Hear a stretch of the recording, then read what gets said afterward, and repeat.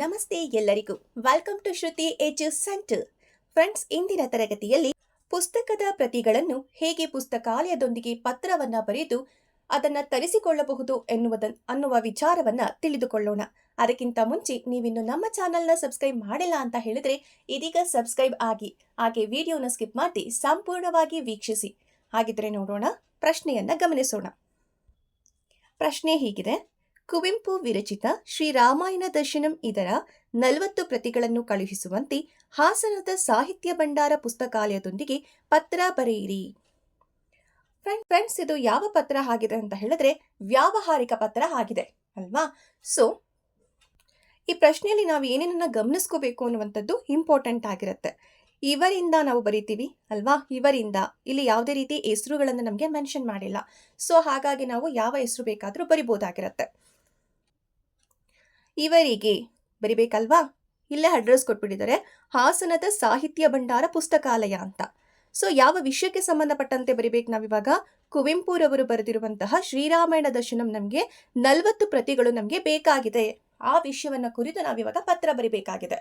ಹಾಗಾದ್ರೆ ಯಾವ ರೀತಿ ಪತ್ರ ಬರೆಯೋದು ಈಗ ನೋಡೋಣ. ಪತ್ರದ ಎಡಭಾಗದಿಂದ ನಾವು ಬರಿಬೇಕಾಗತ್ತೆ. ಇವರಿಂದ, ಇಲ್ಲಿ ಯಾವುದೇ ರೀತಿಯ ಪ್ರಶ್ನೆಯಲ್ಲಿ ಅಡ್ರೆಸ್ ನಮಗೆ ಕೊಟ್ಟಿಲ್ಲ ಅಲ್ವಾ? ಸೊ ಹಾಗಾಗಿ ನಾನೊಂದು ಎಕ್ಸಾಂಪಲ್ ತಗೊಂಡಿದ್ದೀನಿ. ಇಲ್ಲಿ ಯೋಗೇಶ್, ಡೋರ್ ನಂಬರ್ 680, ಸಂಪಿಗೆ ರಸ್ತೆ, ವಿಜಯನಗರ, ಬೆಂಗಳೂರು. ಇವರಿಗೆ ಯಾರಿಗೆ ನಾವು ಇವಾಗ ಬರಿಬೇಕು? ಪುಸ್ತಕಕ್ಕಾಗಿ ಅಲ್ವಾ ನಾವು ಬರಿತಾ ಇರೋದು.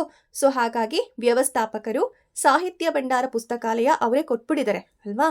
ಹಾಸನ. ಮಾನ್ಯರೇ, ವಿಷಯ ಕುವೆಂಪುರವರ ಶ್ರೀರಾಮಾಯಣ ದರ್ಶನಂ ಪುಸ್ತಕದ 40 ಪ್ರತಿಗಳನ್ನು ಕೋರಿ. ಈ ರೀತಿ ನಾವು ಉದ್ದ ವಾಕ್ಯಗಳಿಂದಲೂ ಕೂಡ ಇದನ್ನ ಬರಿಬೋದಾಗಿರುತ್ತೆ.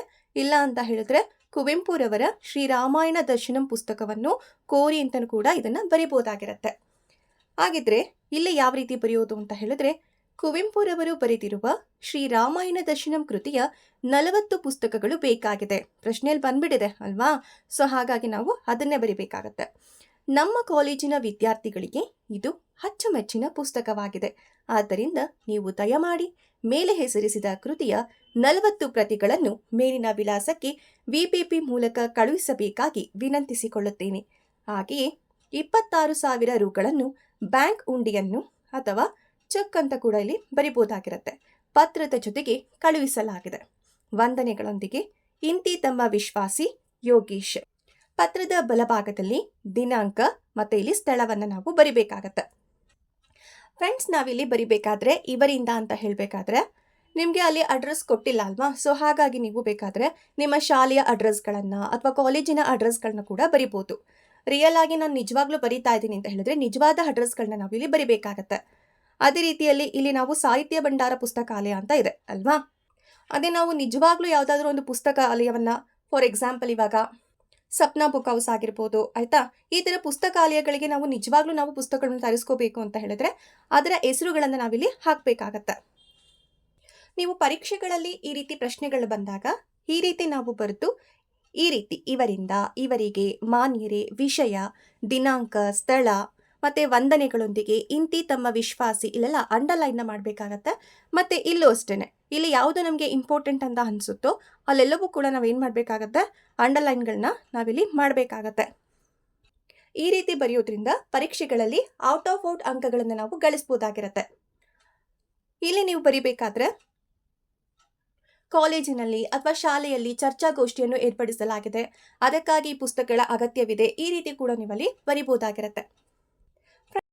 ಫ್ರೆಂಡ್ಸ್, ಇದಿಷ್ಟು ಈ ಪತ್ರಕ್ಕೆ ಸಂಬಂಧಪಟ್ಟಂತ ಮಾಹಿತಿಯಾಗಿರುತ್ತೆ. ಹಾಗಿದ್ರೆ ನೀವಿನ್ನು ನಮ್ಮ ಚಾನೆಲ್ನ ಸಬ್ಸ್ಕ್ರೈಬ್ ಮಾಡಿಲ್ಲ ಅಂತ ಹೇಳಿದ್ರೆ ಇದೀಗ ಸಬ್ಸ್ಕ್ರೈಬ್ ಆಗಿ, ಹಾಗೆ ವಿಡಿಯೋನ ಲೈಕ್ ಮಾಡುವುದನ್ನ ಮರೆಯದಿರಿ. ಹಾಗೆ ಈ ವಿಡಿಯೋನ ಅವಶ್ಯಕತೆ ಯಾರ್ಯಾರಿಗೆ ಇರುತ್ತೋ ತಪ್ಪದೆ ಅವರಿಗೆ ಶೇರ್ ಮಾಡಿ. ಇಲ್ಲಿಯ ತನಕ ನಮ್ಮ ಚಾನೆಲ್ನ ವೀಕ್ಷಣೆ ಮಾಡಿದಂತಹ ನಿಮ್ಮೆಲ್ಲರಿಗೂ ಹೃತ್ಪೂರ್ವಕವಾದ ಧನ್ಯವಾದಗಳು. Thank you.